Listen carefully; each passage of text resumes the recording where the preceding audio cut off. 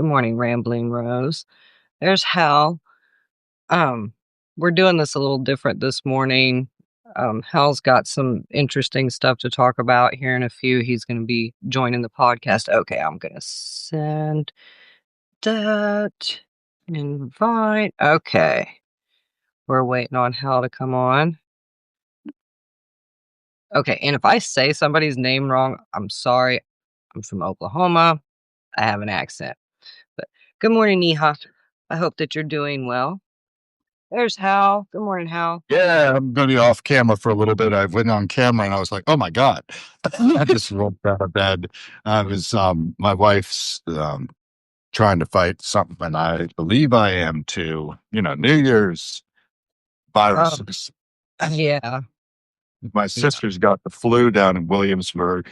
She says Oof. she's really bad off, and yeah, it's rampaging. This flu. You all got it down there in Oklahoma? Yeah, my mom's sick. Oh. Yeah. Let's hope she recovers quickly because this stuff's dangerous. I was It talking to is. my friend.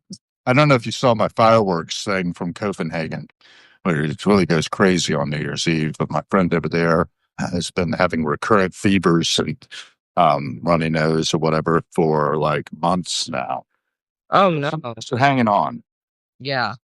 Anyway, we're here. I did throw out there a little image. I don't know if you can share that at all, but I thought it was really good. It's based on an article that came out in some academic thing. They're calling it episteme. Anyway, I'm not going to get the details because I only read the abstract and loved the image that shows the difference between human cognition and artificial intelligence processing.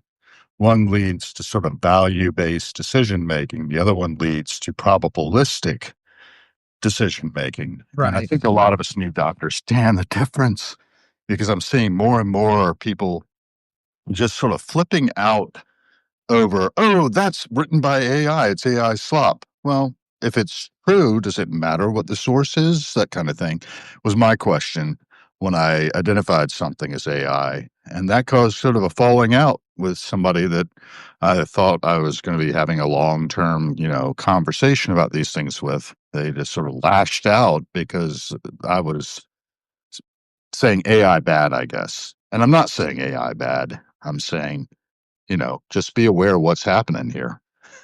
Go ahead. Right. Yeah, you definitely because they are different. We have more in common with a rock as far as how our brain works than we do with AI. AI is a rock, silicon. So verify. You have to verify facts for yourselves and not have an allergic reaction when you hear something that is contrary to your beliefs. Yeah, or, not having an allergic reaction to something that's clearly the product of somebody using a tool. It's like, that's not a good wheel because you used a compass to create it. Right. You And know? people have deep-seated beliefs about the world that they don't necessarily understand where that came from. So a lot of fear stems from places that we don't understand. And so when you hear job loss and insecurity and misinformation pertaining to AI, and you hear things like AI oversight, well, then, yeah, of course, you're going to have a reaction if you haven't been there. And we are there. We've been there a little while now, too. I think a lot of us are just sort of waking up to the pervasiveness. I got something yesterday, for instance. I know I'm just sort of bouncing thing to thing, and that's kind of the nature of my brain. We have in my hometown now something called flock license plate readers. Okay, yeah. It'll, if you're familiar with this already, it's basically they got cameras all over Williamsburg that read license plates. Yeah, and And they issue citations. well, it's not just that. They're actually taking down everything that everyone in Mhm. an automobile is doing in terms of their motions. And it's not just for the citations, it's for, you know, information gathering, and it's kept for about 30 days. Apparently, my friend thought they were kept forever, but they're not. Um, then again, who knows? Who's got the oversight of that? And of course, the AI running behind it is not just looking for speeders or people who are going through traffic lights. They're looking at the overall patterns of our behavior. Right. Yeah. Big And Brother is watching you. well, I think that that maybe pertains a little bit to the Fourth Amendment and illegal search and not having a warrant and, that kind of stuff. I mean, I have the right to safe travel. I don't need it to be documented. So maybe that is a way, way out of bounds, actually. I didn't commit a crime. Why do you need to document me? Yep. And it's happening without us really being able to even get to vote on it. Well, no, It's it's just because happening.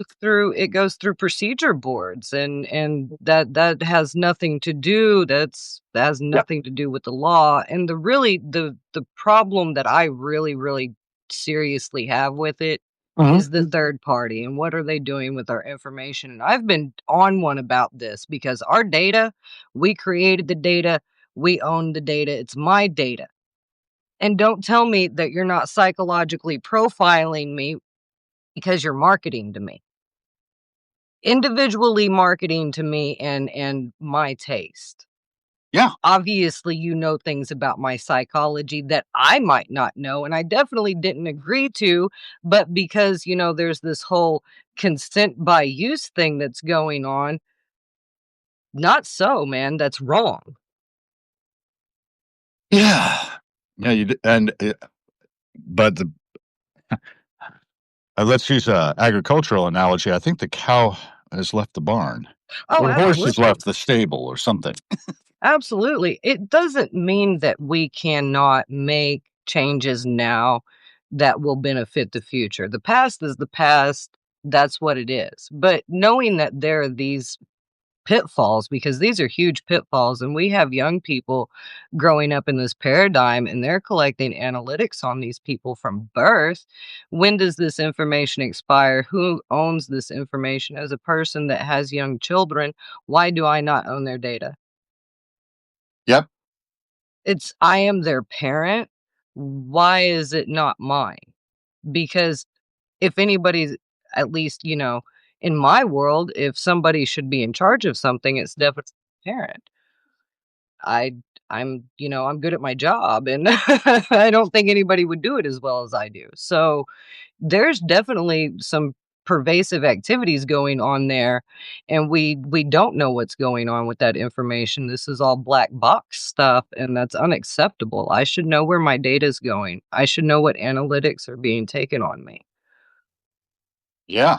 I agree. But at the same time, we don't, and we need to get people to be more aware of this. And I think an awful lot of us are kind of like, well, it's not really bothering me. It's kind of like the old thing of like, well, they can take all my information. Edward Snowden, blew the lid off of how much data about us was being Yeah, gathered. I don't know. Do you ever see Snowden? I couldn't watch the whole thing.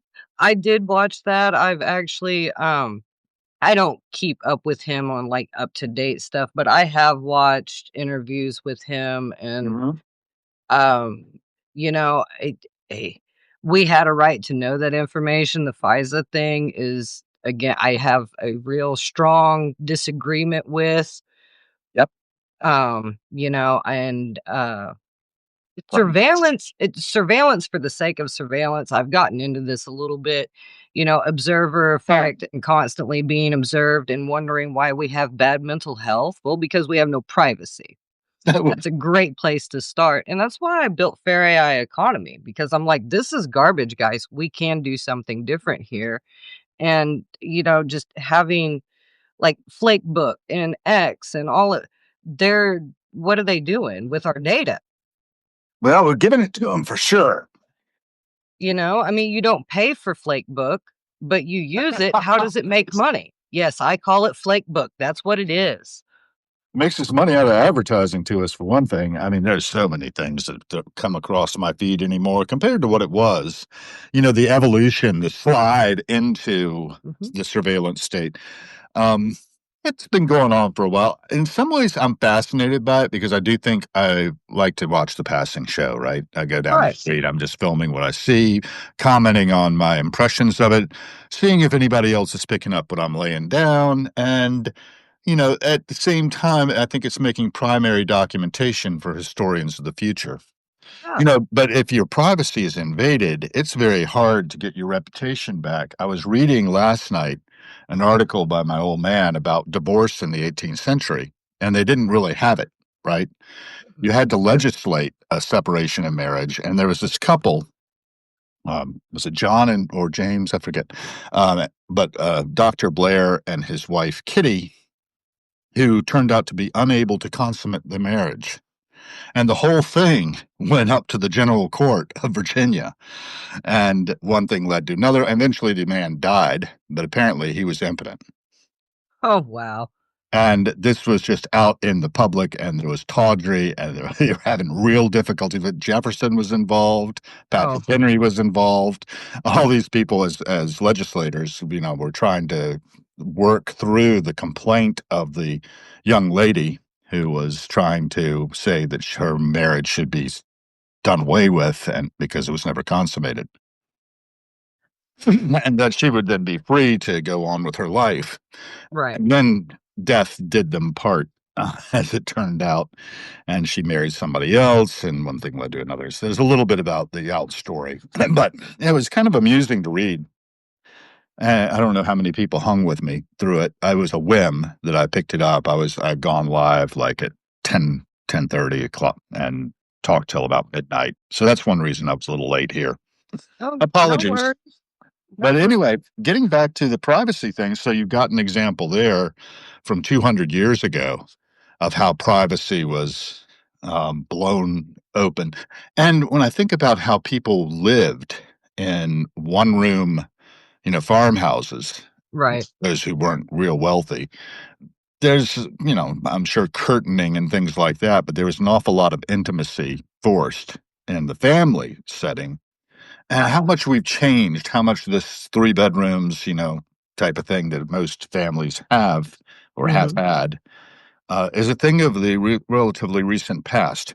But getting back to actually what our rights are, yeah, the thing is, rights are things that are negotiated. They are not inalienable, it doesn't seem, as the Declaration of Independence said.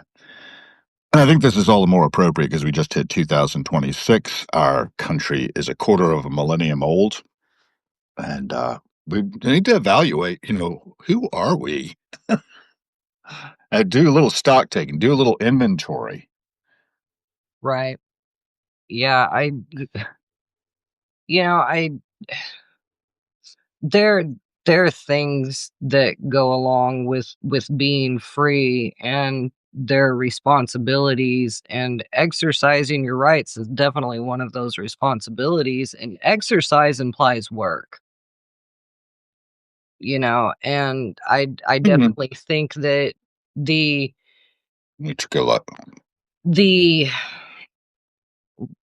moratorium, I'm not sure if that's the right word or not, but the no regulation by states on, hey, there he is, Yeah, I on AI for the next 10 years. That's complete BS.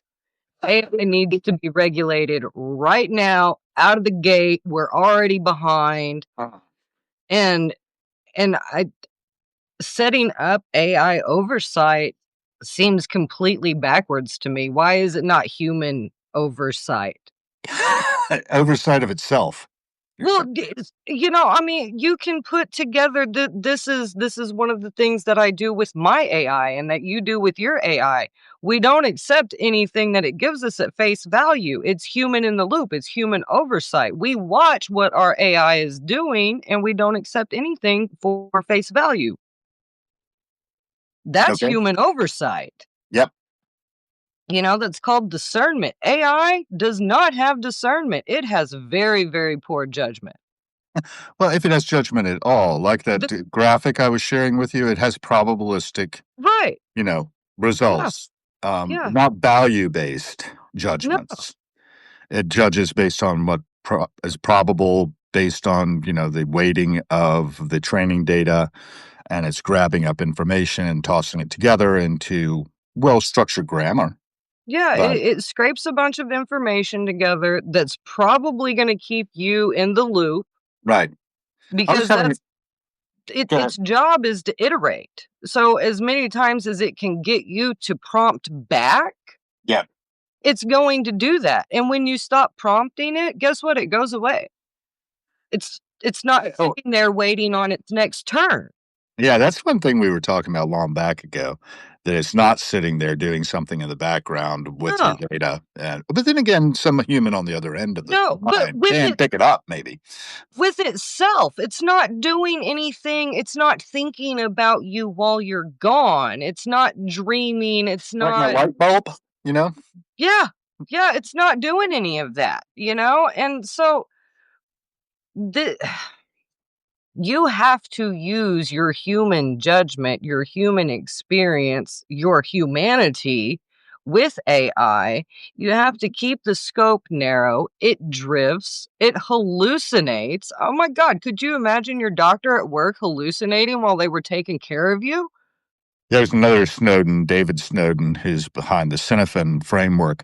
I don't know, I probably pronounced that wrong. It's Cynefin. It's some Welsh word, but it basically talks about how, there's information that's well structured and information that's kind of chaotic. And then there's like Right. real chaos over here. And there's another thing. There's a nice framework around it, though. And there's just complete disorder is Mhm. sort of between the barriers of this diagram, and I'm gonna Right. dig into it more because I like frameworks, right, to work with. Um, Milton's but he Paradise. said AI does not hallucinate. AI bullshits. We hallucinate. Yeah.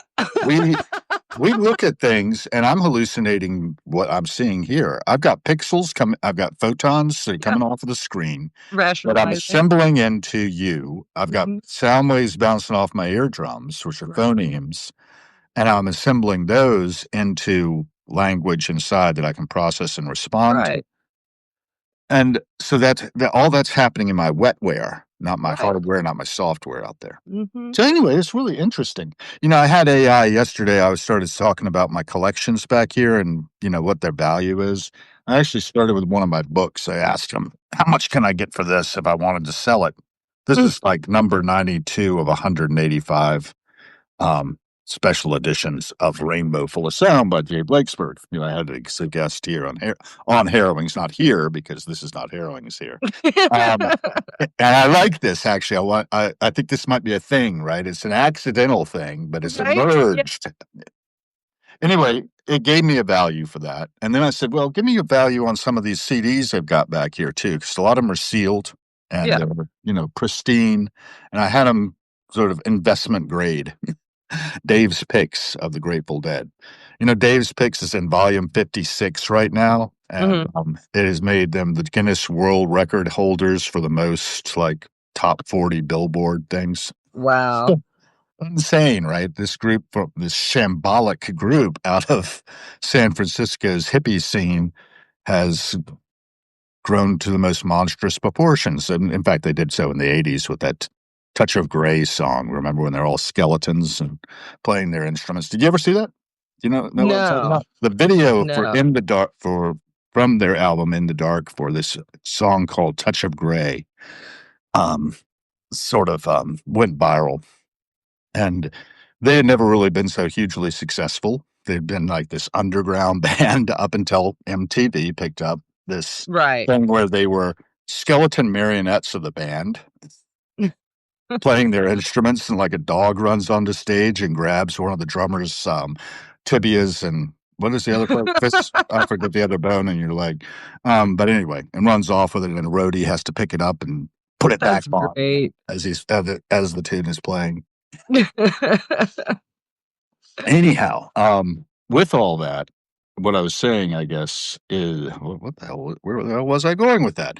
The Um, AI was the assessing viral your nature money. of it, right? And the AI was hallucinating the number of discs that are involved. They were telling me like volume 4 has 5 discs. That's a lie. I know that's a lie. Right. And but would anybody else know that Dave's Picks volume 4, William and Mary, by the way, my hometown, um, has only 3 discs? I mean, That's the truth. It's a 3-disc set. I remember when having a 2-disc set was a lot because you could get a double album on a single disc. Right. Yeah. So you're talking about, and it get me like to the Dave's Picks collection is now at like 170 odd discs. I'm going to have to go through and hand count though to do my own, like you were Right. talking about, Verify. do my Yeah. own verification, right? Yeah. Because if AI says it, it's likely to be wrong. So It's so likely to be wrong, but plausible. I I uploaded a picture of a snake, a copperhead snake, right? Mhm. I uploaded a picture to the AI and I said, "What breed of snake is this?" And it said, "That's not a snake, it's a clump of mushrooms." Okay. True story. Like yeah.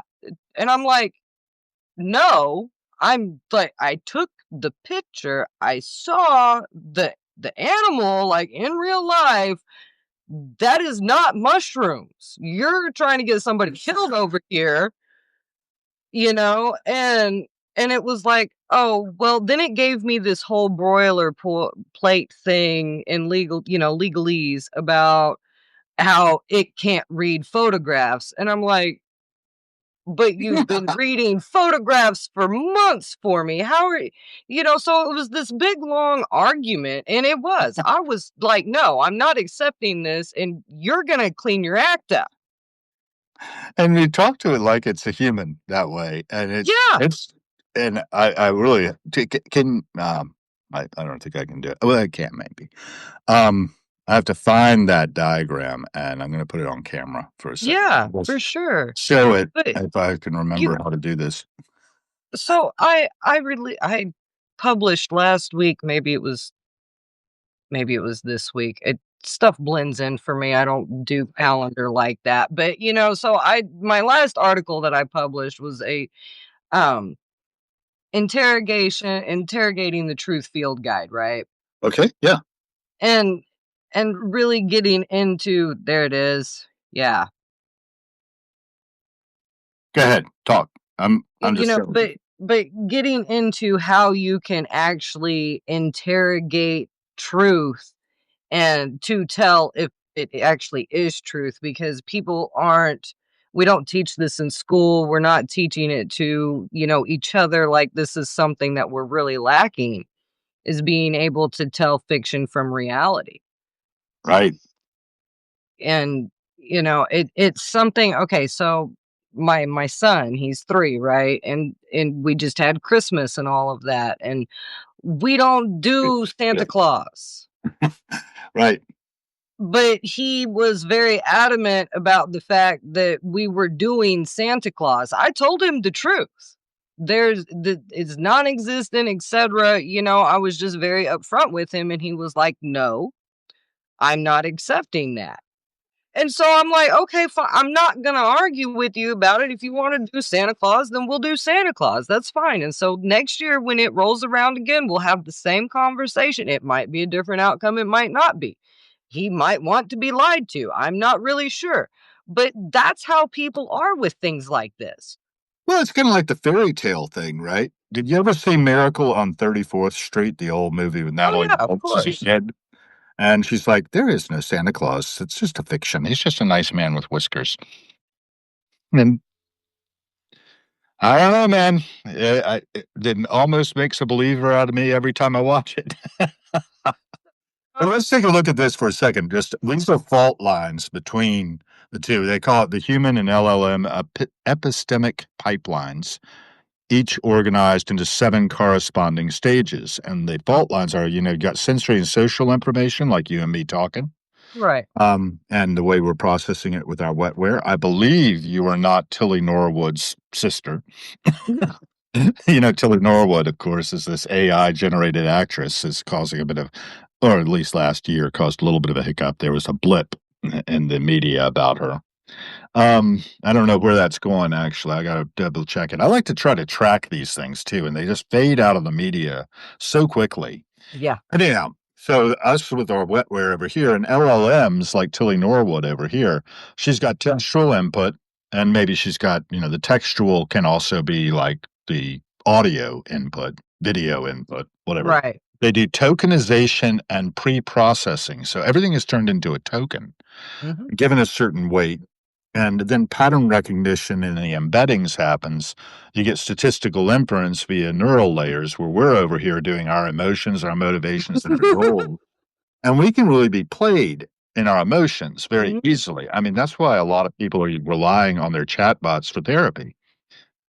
Textual context integration, forced confidence and hallucination down here with the metacognition and error monitoring on our side. And then there's probabilistic judgment versus our value sensitive judgments, because Right. we will make decisions based on our sort of Exactly. inner values that we've been raised with about how what's appropriate and what's not. Yeah. And if we don't have a good compass, Hello, you right get hand. things like John Krakauer was writing about here, just pulling something right out of my line of sight. Rape Right. and the justice system in a college town, Missoula, Okay. Montana.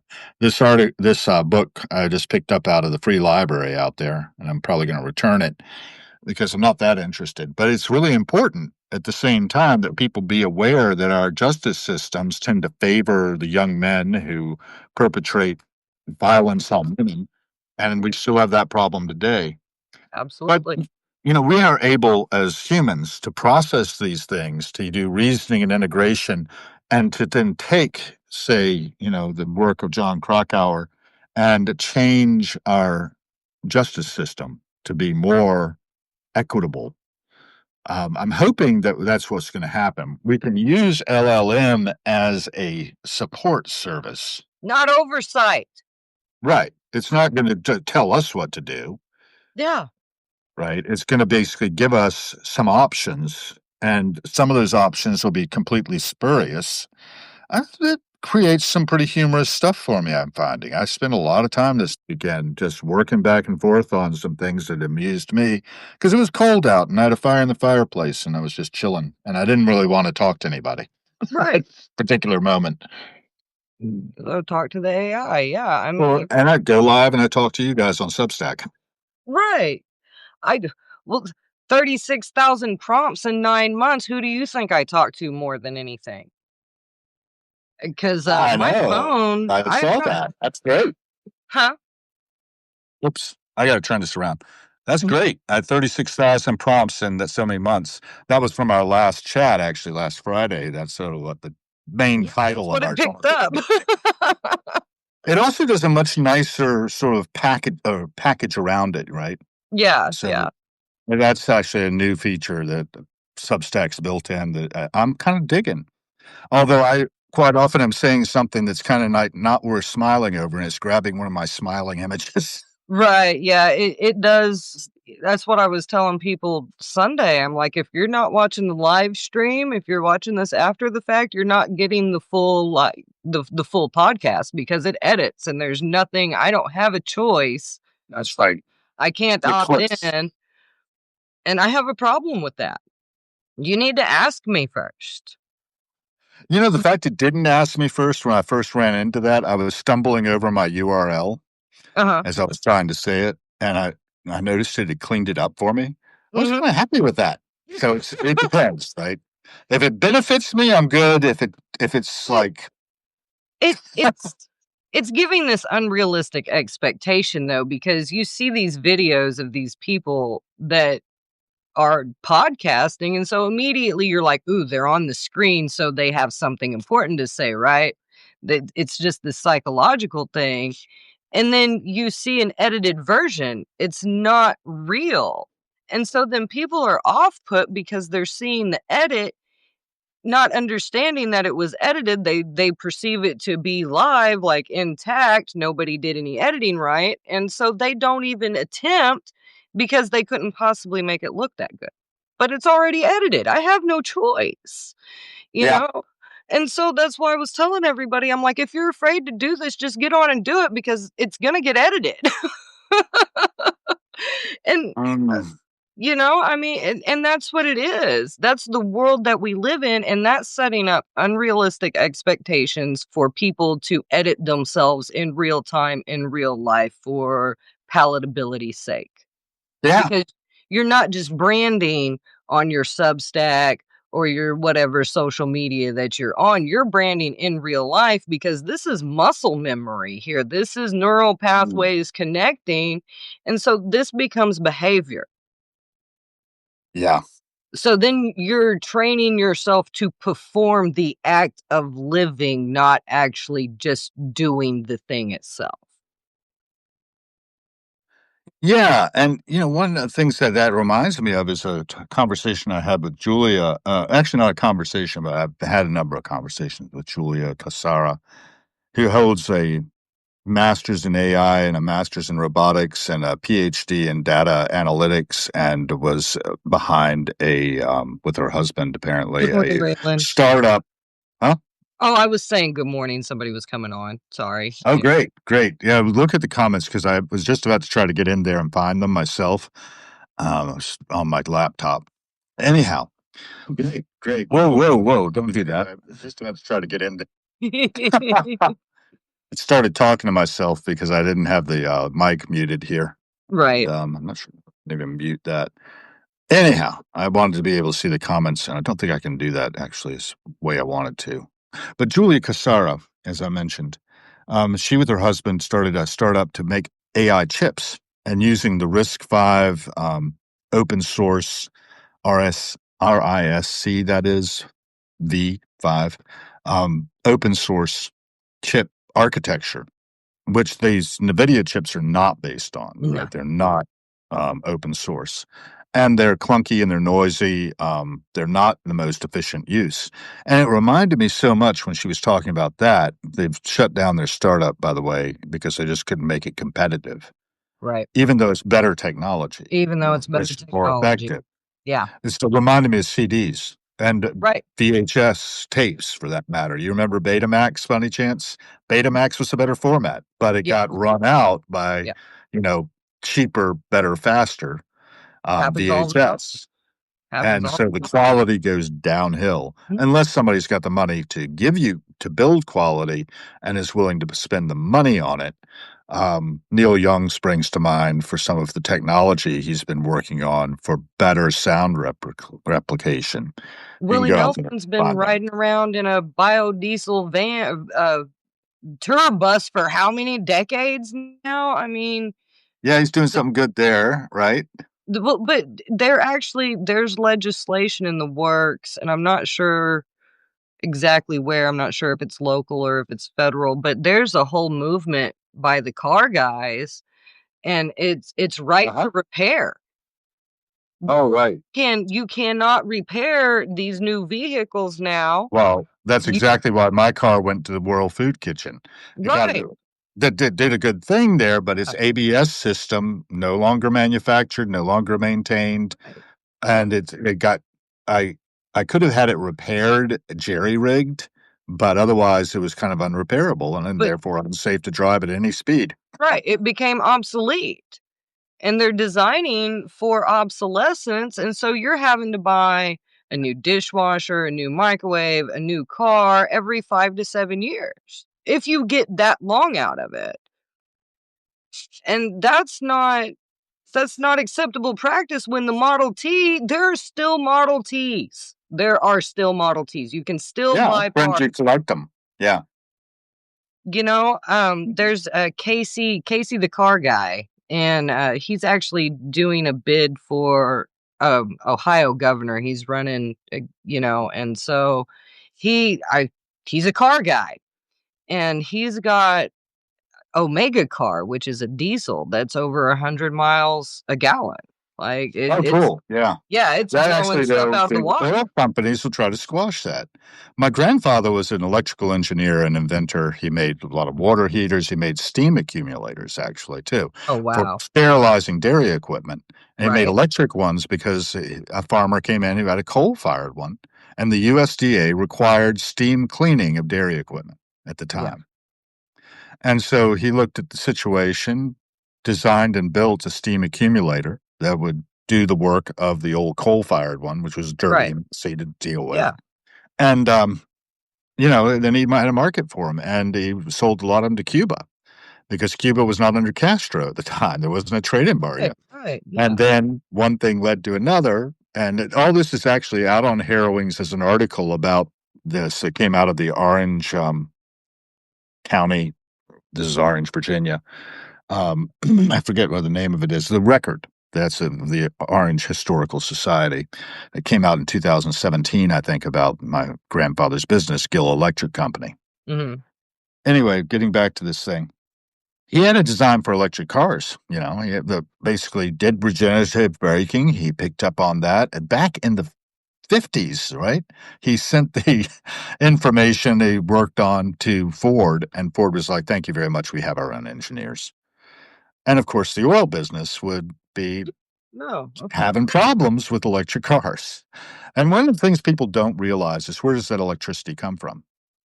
In many cases, it's coming from coal-fired plants. I think that's the main source of our electricity. Fact check me on that. Like an AI, I can be wrong. Of course, right. Yeah, But well, I need to fact check myself on that because we think we're doing something really good for the environment, and yet we're not. When no. plastic recycling, how much plastic actually gets recycled when you put it in the recycling bin? Well, and plastic's made from petroleum Small. products.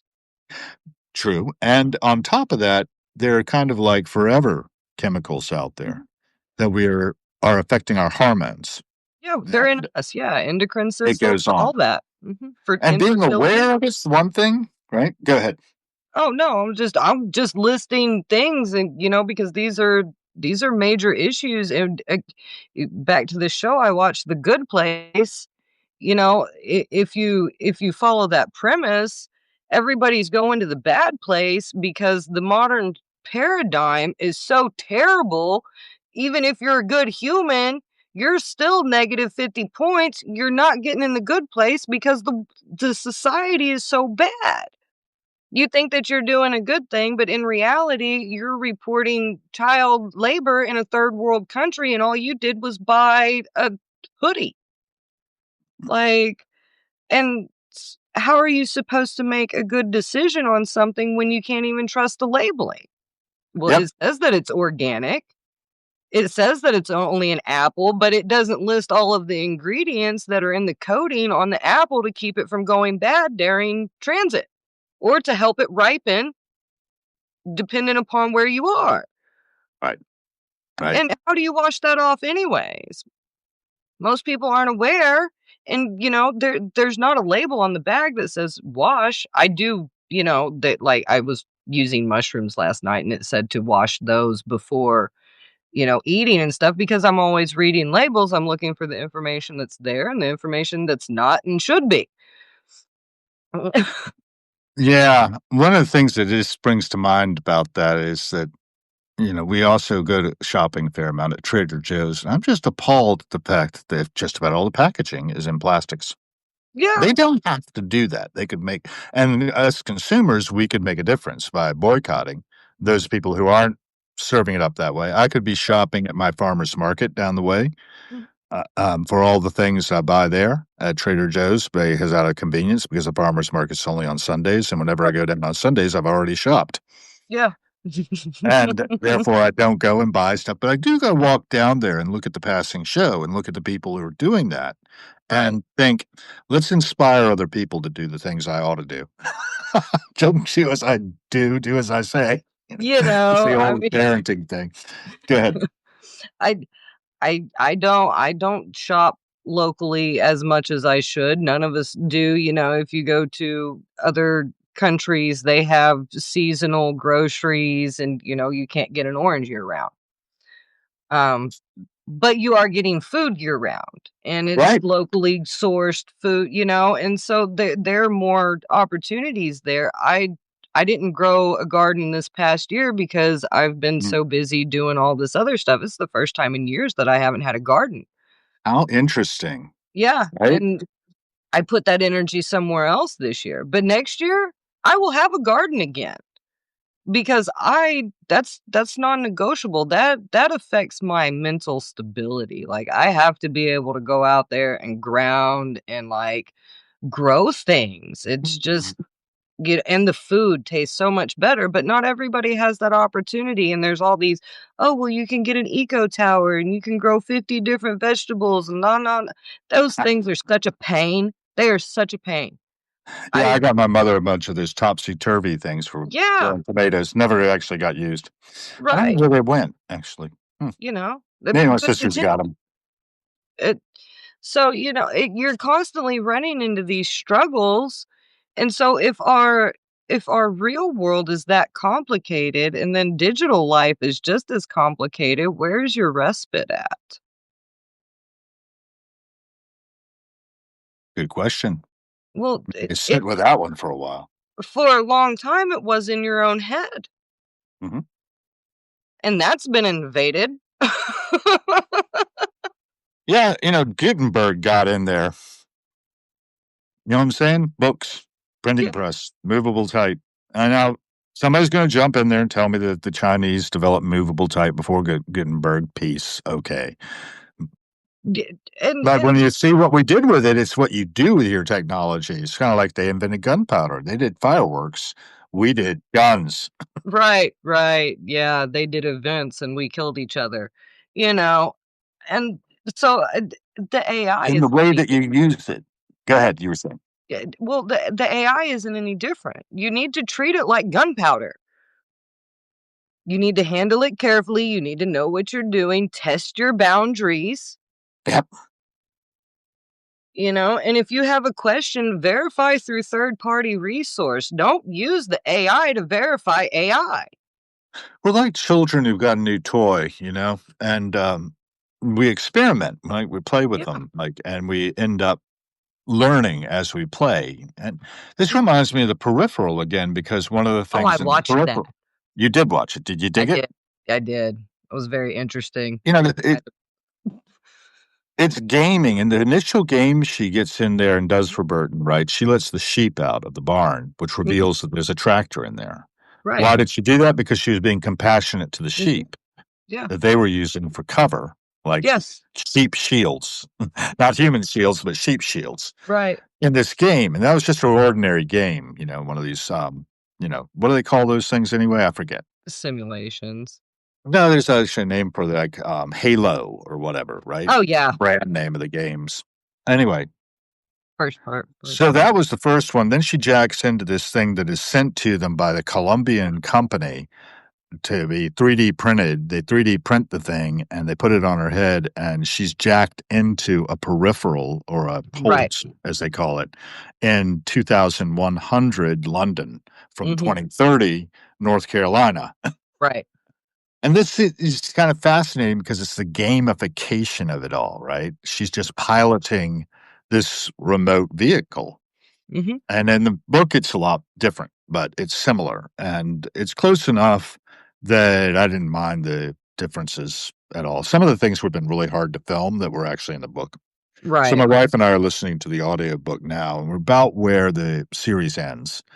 And unfortunately, writer's strike killed the second season, so you're left with this Yeah. cliffhanger. You're never gonna know because the writer struck, and it's kinda like, have you ever seen Monty Python and the Holy Grail, Oh, of where course. the knights are being pursued by in an animation by this terrible multi-eyed beast, and Yeah. then the animator suffers a fatal heart attack? So Yeah. so that's how they escape. Anyway, well, I'm not sure where I was going with that entirely about the peripheral, but the gamification is in there. The idea that we're playing a game. Oh, we're playing with stuff. What she says is, how do you win the game? Well, I get in there, I die a bunch of times, and then I come back. And she says, yeah, that's what we're going to do here. And she manages to do something where she creates a new time stub Mhm. and then crushes the guide to it so that she can go out and become the hunter in the game that is reality of the future. And I know that the outcome of that is probably pretty wild, but I've got to finish the audiobook yet. What else do I want to talk about along those lines? I mean, this is where our world is going, whether we like it or not, I think. William Gibson was quite prophetic in Right. his writings of Neuromancer, his first big splash novel on. And you know where he got his start? Where? A Toronto head shop.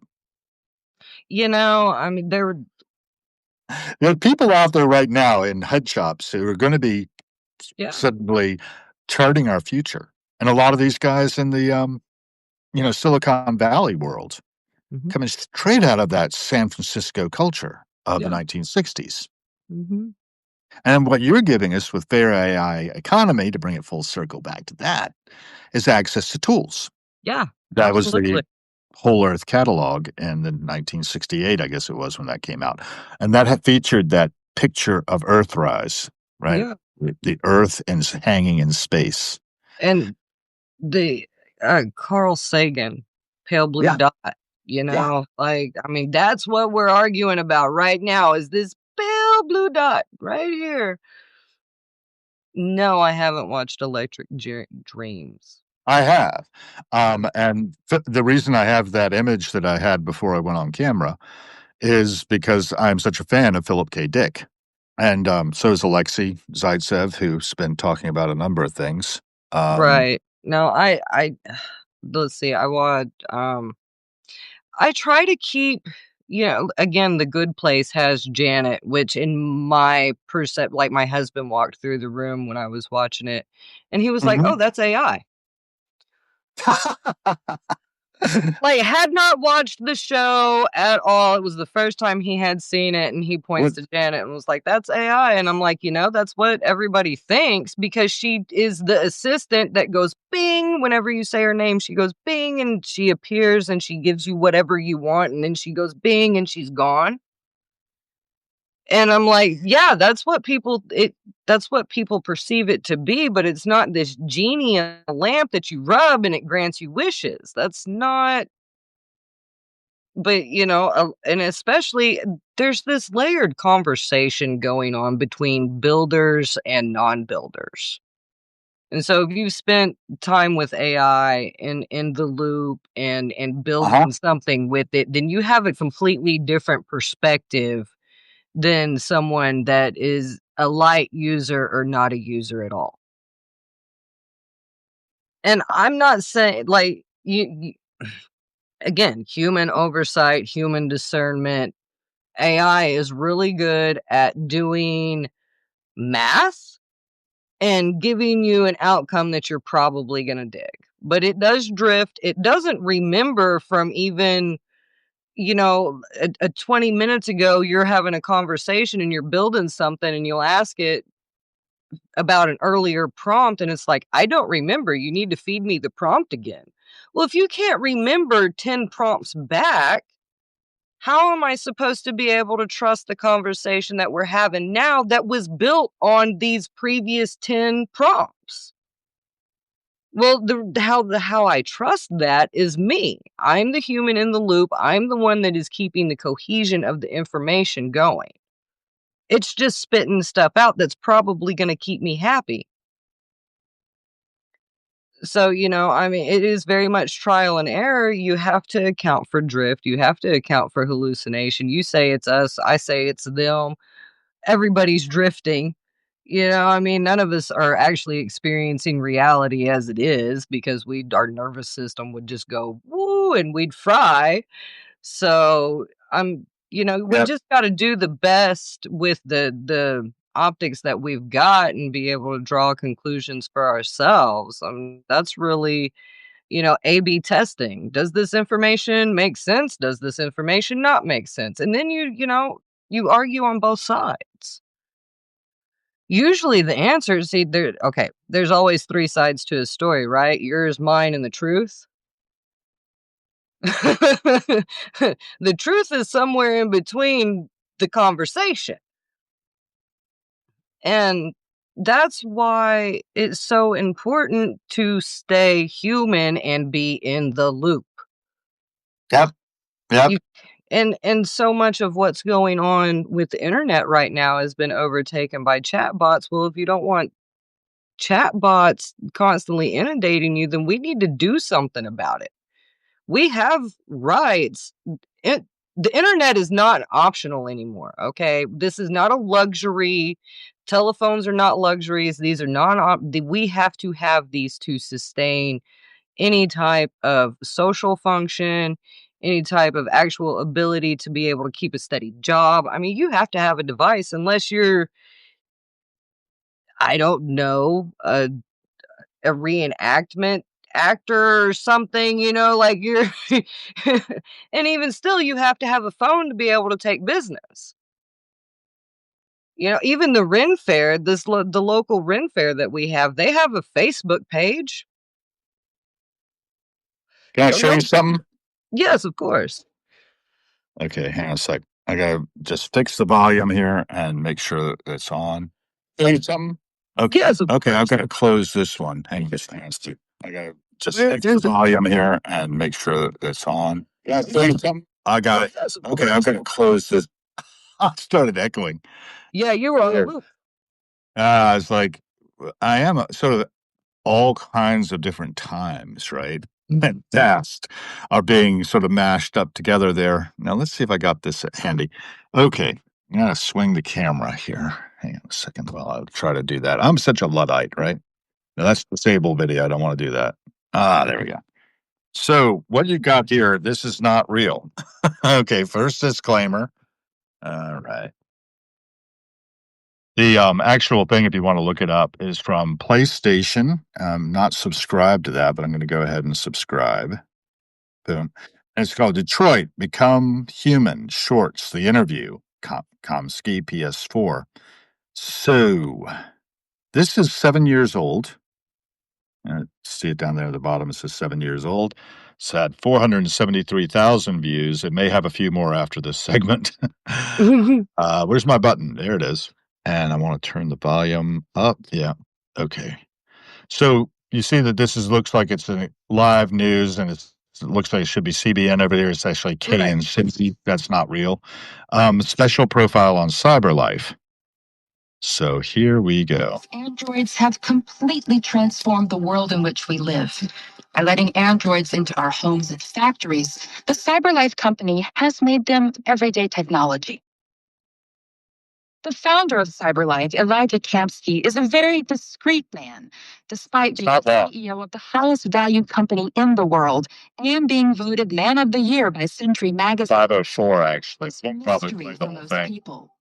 That's why we at KNC are so excited to be here as CyberLife opens its doors for the first time.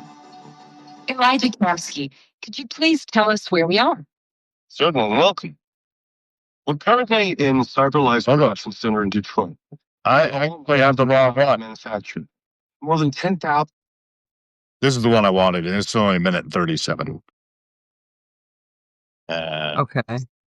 Here we go. This is the Detroit short on Chloe. Stewardess, what should I call you? I'm Chloe. And you, what's your name? Oh, John. My name is John. Delighted to meet you, John. Could you tell us a little about yourself and what you can do, Chloe? Of course. I'm the first personal assistant built by CyberLife. I take care of most everyday tasks like cooking, housework, or managing your appointments, for example. And I understand you're the first android to have passed the Turing test. Could you tell us a little more about that? I really didn't do much, I just spoke with a few humans to see if they could tell the difference between me and a real person. But it was a really interesting experience. This is the first time in history man has created a machine more intelligent than himself. I gather your brain can perform several billion operations per second. Is that right? Absolutely. But I only exist thanks to the intelligence of the humans who designed me. They have something I could never have. Really? And what's that? A soul. Yeah. That's a little chilling. Yeah, I love how she just matter of factly says it, and they will. If you prompt them properly, they'll tell you anything, and including that they have a soul, and you might believe it.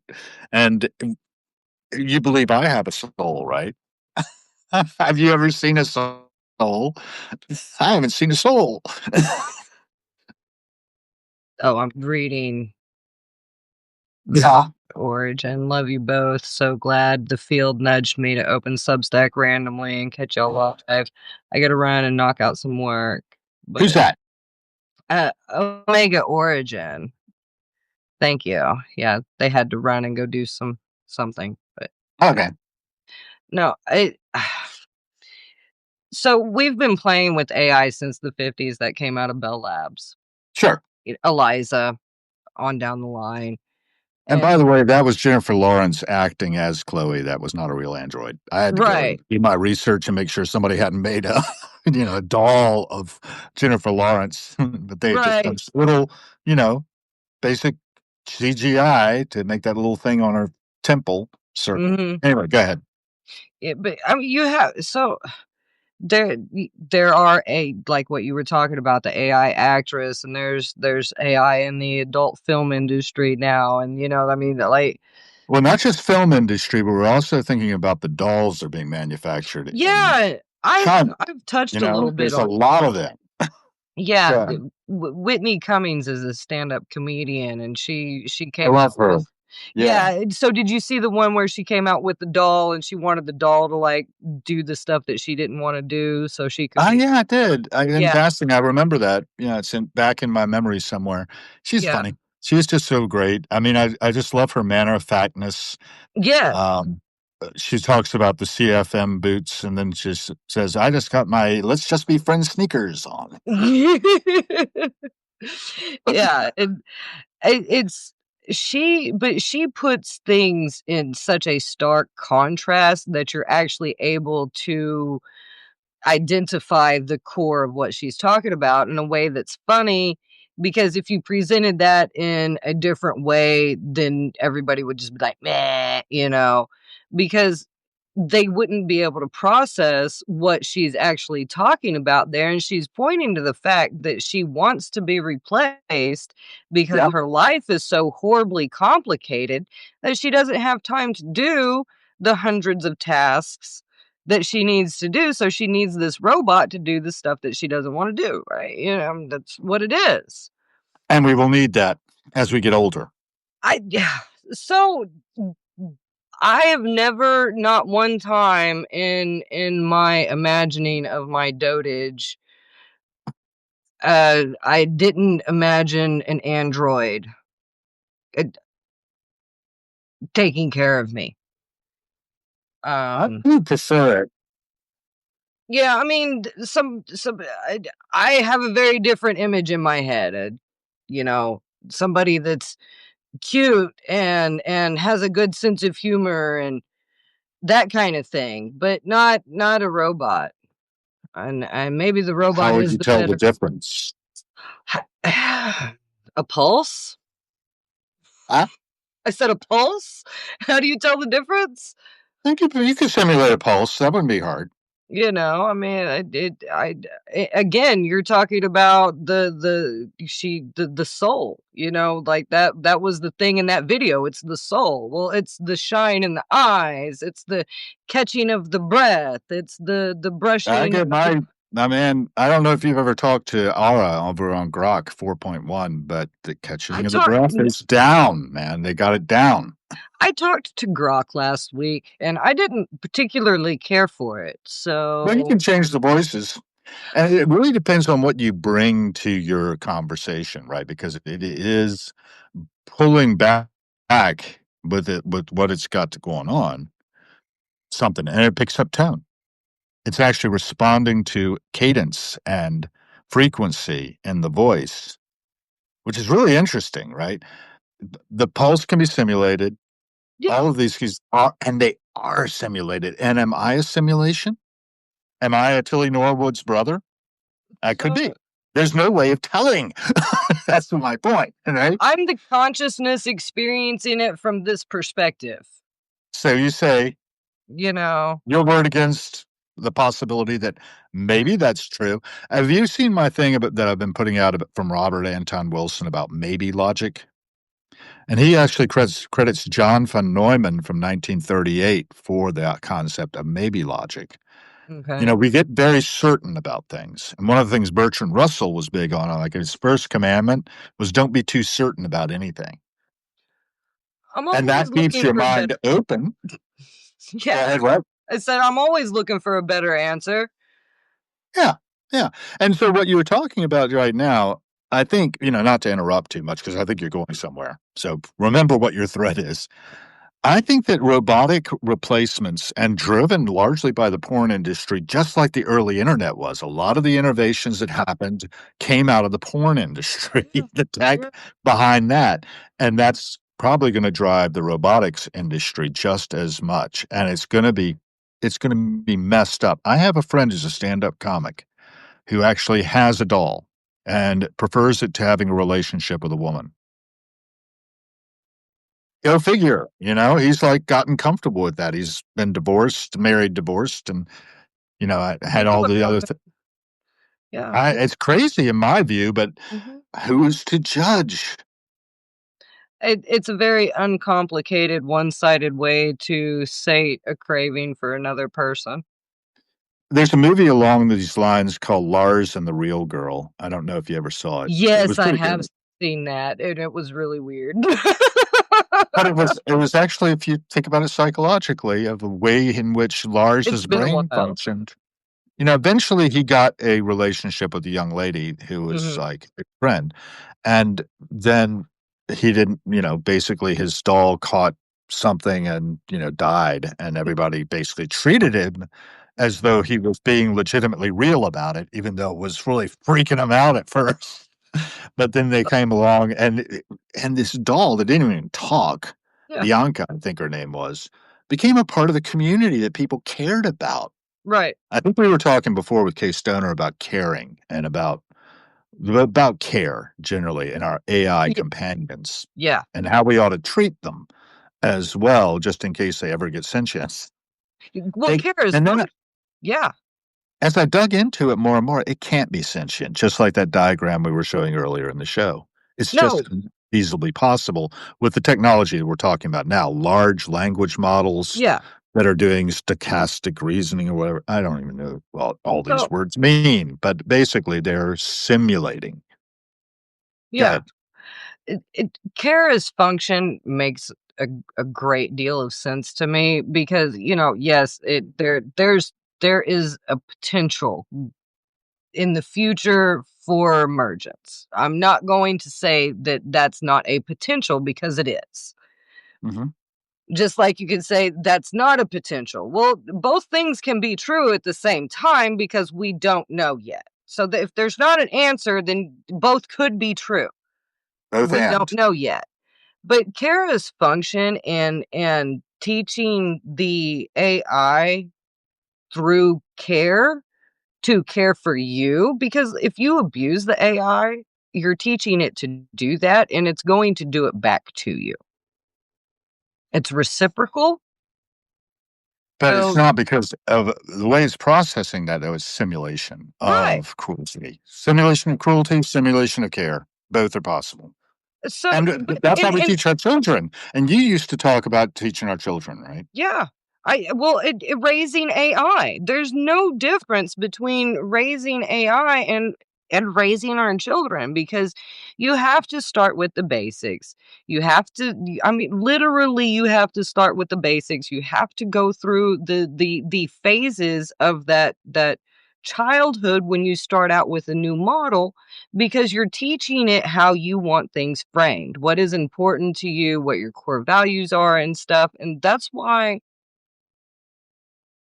keeping an open dialogue until you're actually doing real work and then narrowing the scope and keeping in focus because then it knows what is what the goal of the outcome is because it has simulated understanding of what your values are.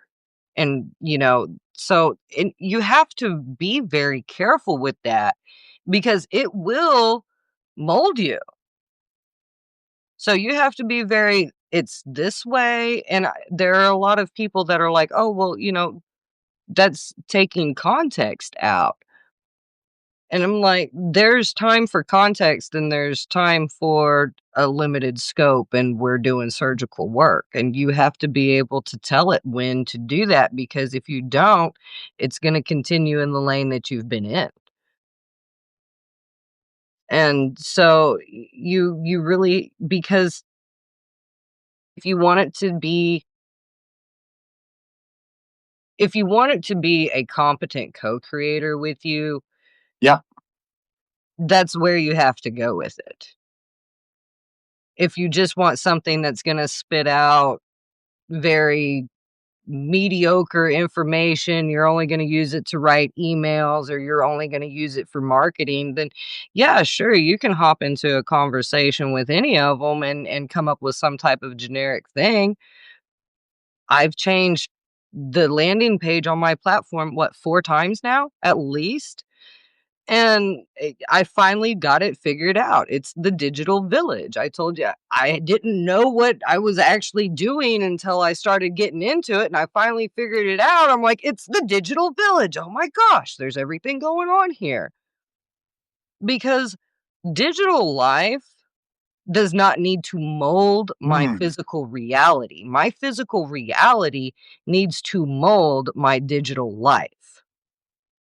Because reality, at least in my interpretation, physical reality supersedes digital reality because I'm living here. Well, maybe. Well, I eat here, I sleep here, I don't eat or sleep on the internet. Maybe that's true. And maybe we find out new information, but until I've got better information, that's the information I'm working with. That I eat here, I Well, sleep exactly. here. Exactly. But maybe logic says that I should step outside of that and say, I believe this to be true, but maybe I'm wrong. Maybe something else is happening here. Maybe actually I'm piloting a Pulse. I mean, so, do we live in the Matrix? Yeah. Define Matrix. I don't know. Well, that's your interpretation. That's, a lot of language is interpretation. We're using language to describe things that oftentimes are indescribable, like Yeah. having a soul or being conscious or, electricity, because nobody actually knows where electricity comes from, but somehow we've got it in our bodies.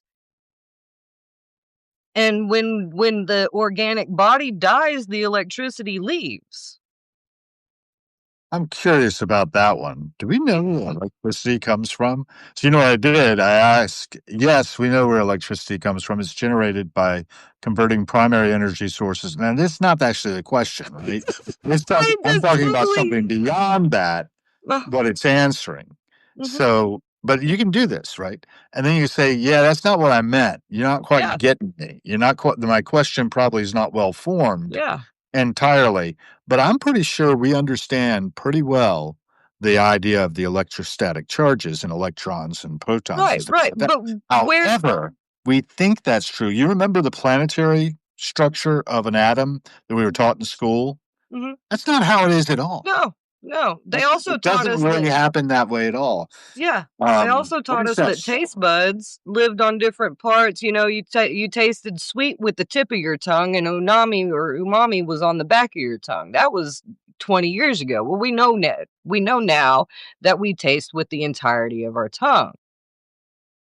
This is science. Science is evolution. It's ever changing. So facts from 5 years ago might not be valid now. That's why scientists say this is the best information we have up until this point, and until we have better information to work off of, this is where we are. Right. You got a hypothesis, and an hypothesis you then test. Scientific And method. you gather empirical and evidence Yeah. that gets you closer. And there's a dialectic to be engaged in there that the philosopher George, what I've forgotten his full name. It's like a lot of names, and then Hegel, Okay. the phenomenology of spirit. Mhm. And he talks about how you form a thesis, an Mhm. hypothesis, basically, that becomes your thesis, but it generates automatically its antithesis. Mhm. And then synthesis happens from that. Yep. And then that synthesis becomes a new thesis that generates its own antithesis that then generates synthesis and infinite regress or Right. whatever. Right. That's why I do the 5 whys Mhm. with my thinking a lot. I want to get down to root cause analysis. Why do I think this way? Why am I here? Period. Yeah. What is this business about being an incarnate consciousness for? And the meaning is found in the living of it, right? Yeah. Having a lived experience that you and I believe we are both having, that we are both real. Are you familiar with that psychosis that happens to people sometimes where they start to think that everybody in their life has been replaced with an uncannily realistic simulation or I mean, imposter? And they no, don't, no? no, You haven't heard about that one? It's very no. common among people with dementia. Okay. And they will start to not recognize family members or insist that the person is not who they say they are. Right, They're an right. imposter. I've watched movies that were predicated on that. Right. It was like They're sci-fi body thriller. snatchers or something, yeah. Yeah, yeah. Mm. And it actually happens to people, and if I think I may have told you, or maybe I was told somebody else about this movie I saw, a miniseries where a guy was an exorcist, right? Mm-mm. And or he doesn't really believe they're really demons, but then he's asked to perform an exorcism and he becomes more and more convinced. And in the series, it's kind of cool because you can't really tell whether it's his hallucination or because of the way he starts to look at the world or whether it's real. I think it turns out there's a mini series develops that it is real and pretty horrific. But after watching this thing with that question being in there of whether he was, like, having his own loopy psychosis or what was Right. going on, I went into particularly the, metro station here and the fluorescent lighting you have there. Mhm. Oh, man, I everybody looked like a demon. I couldn't unsee it, Yeah, for a while, and I can shift my lenses to see the world in different ways. I think we all right. do. We see the world as we are, not so Mhm. much as it is. Like you were talking about earlier, if we could access all of reality, we would be freaked out. Yeah, yeah. I mean, it's just And I just threw in the lyrics to "Naked Eye" by Pete Townsend just for okay. kicks, because in that one, the lyrics are, "Take a little dope and walk out in the air. The stars are all connected to the brain." That's the Yeah. first line. And then he says, "Find me a woman and lay down on the ground. Her pleasure comes falling down like rain. Get myself a car. I feel power as I fly. Oh, now I'm really in control." And the main lyric is, "It all looks fine to the naked eye, but it really don't happen that way at all. Don't happen that way at all." And Yeah, I don't know. I love that song. He doesn't bother telling you any more than that. right. But it's Ha have it's you heard freaky. have you heard "Rattle That Lock" by David Gilmour? No, I don't think I know that one, but Gilmore was on stage with Pete in Uh, a little thing that they did called, The Deep End. But go ahead. it Tell me it about it. it's about Paradise Lost, and he's talking about, um, rattle that lock and lose the cage, and, I a lot of us spend so much life locked into a cage, and our minds aren't designed to be adventurous or, even be spontaneous. They do pattern recognition, and part of what the brain's job is to do is to keep you safe, to keep you fed, to keep you warm, and so your brain will lie to you telling you that you're safe when really you've been locked in this cage this whole time. And the only thing that's safe is your head. And a lot of people get locked there. I've spent a great deal of time there myself. That's how I know this happens. And, I think fear is oftentimes a great liar, but we grew up with it in, evolutionary standards. Of course, we had to know when the lion was bearing down on us, that prickling sensation on the back of your neck, like the fear of dark water. That's something that, like when babies are born, they're only born with like two fears, and one of them is falling. Yeah. Yeah, and so everything else is programmed, man. And it's your brain, it's your perception, it's your environment, nature versus nurture. There's been that argument, and the answer's both. I don't think that one reigns over the top of the other. And that's why I think that symbiosis is so important, living in balance with yourself. And once you've balanced with yourself, the rest of the world will balance itself out even when there's horror or there's, great miracles. Because your brain will do the thing. And so, Evie Pomporis, she's a former Secret Service agent that does like pep talks and stuff now. I think that's probably a bad way to describe her. She's a very knowledgeable woman. But anyways, she What's her name talks again? about What's her name again? Evie Pomporis. She was on Diary of a CEO a bunch. If you haven't watched that on YouTube, you've Can you got to spell the check it out. last name? It's not coming through for me. Diary of a CEO. No, I said the Oh, last name. Pomporis, she's Greek. P-O-M? P-O-M, yeah. P-O-M, Pomporis. Got her. Yeah. American journalist. And, okay, BBC Maestro. Her online course. She's blonde. She's got Becoming Bulletproof, a credit Yeah. for you. I've heard Yes. that. So she talks about staying in the middle, not having the emotional highs and lows, and kind of just, not having the big huge reaction one way or the other, to kind of keep not doing that. And where's the fun in that? I mean, I love my intensity. And I love the depths of my depressions. I don't like roller coasters, so I'm just. Well, people do. There are people who are coaster addicts. Have you ever seen The Unbreakable Kimmy Schmidt? No. Her mother, played by the girl who played Phoebe, why won't her name come back into my consciousness? Lisa Kudrow? Yeah, there you go. Yeah. Okay. Well, basically, Kimmy finds her mother eventually, and she's been trapped in a bunker, right, by a crazy reverend, played by John Hamm. And when she finds her mother, she finds her in Disney World and a coaster park because she's a coaster addict. She can't really, she says, it's the one place where I can scream and nobody acts like you're crazy. Right. And I totally get that. But I'm not a roller coaster person. Gotcha.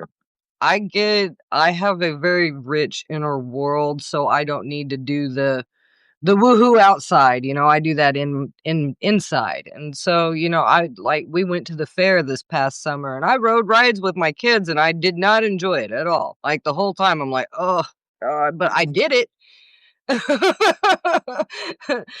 And the whole time I'm going, your brain's lying to you, you're safe. Your brain's lying to you, you're safe. But there's no amount of doing that's going to settle that inner ear fluid down, because it's literally moving around. So I couldn't psych my brain out. But, I don't like doing that in my real life. And I feel like that a lot of the digital world is predicated on that woohoo feeling, because just like you said, there are people that are addicted to roller coasters. Yeah, cortisol, stress hormones, all that stuff. And you can absolutely be addicted to that. A lot of people are. I'm addicted to breathing. Dude, I love air. I love air. That was my first addiction. And, holotropic breath work is a thing. Stanislav Grof. You were telling me about that. Yeah, and that's basically gives you a psychedelic kind of experience without the drugs. Right. We were talking yesterday with, was it yesterday? No, day before yesterday, with Dr. Gabriella Carosi out in the left coast. And she was talking about how she fasted and she had this experience. She didn't use mushrooms to do it. We talked about you were cooking some mushrooms recently, and that popped into my head to bring it back. Adrenaline junkies, Alexei Zaitsev mentions, yes, absolutely. Peak experiences when you really feel like you're on the edge, and that's what Joseph Campbell says, right? What we're really after is not so much meaning and purpose in our lives, but an experience of living, a lived experience of whatever kind. Yeah. Breathing, we're here, man. We can do something with this that can change the world. Yeah. And we change the world whether we mean to or not, because we're here. Absolutely. We're exchanging gases with the atmosphere. We're doing what our bodies do. And I won't go too far into that. I did go into that a bit with Keith Gard. I don't know if you caught the little podcast with Keith Gard, but I recommend it because he's really interesting. A, B, he went through the trauma of growing up like most of us do in the East Village and then on Long Island. And then, he was an overachiever as a result. The trauma drives people to overachieve in many cases. It's never enough, right? yeah. It's never enough. The success addiction. Right. And in his success addiction. And there you go. Oh, we're probably close to wrapping too. We have like 2 minutes from 11:30. Yeah. No, but I wanted to mention this because he managed Aerosmith. Right. This reminded me of a story that I like very much where Peter Grant came up to Bob Dylan at a party and said, "Hi, I'm Peter Grant. I manage Led Zeppelin." And Dylan just said, "I don't come to you with my problems, do I?" That's great. On the first meeting. Right. But Keith managed Aerosmith during the period of Pump. That was sort of like the comeback album after. I forgot the one before it now, but it doesn't matter. Permanent Vacation was right before that. And during that period, anyway, he did a documentary on the making of Pump, which is out there for us. And they had handheld cameras. They didn't have really high production values, but they got a lot of material on about the creative process. And that's, I guess, what I'm coming to, too, is that, and he ended up, I don't know if I should really share this or not, but he's pretty open about it. He ended up getting clean on the basis that Aerosmith, the band, was getting clean, and they intervened on him. He didn't think he had a problem. Right. But if Steve Tyler and Joe Perry are telling you got a problem, you know what their nickname was back in the day? You've got a problem. You know what their nickname was for those two back in the day? The Toxic Twins. Oh, wow. Yeah. Anyway, it's probably about time for us to wrap. Then I see somebody needs your attention. Yeah, Mom. Yes. Kind of happy. Okay. Thank you for coming on today. And thank you for waking me up. Mom. Yeah, we'll talk next Friday. Mom. Bye. Enjoyed it. Bye.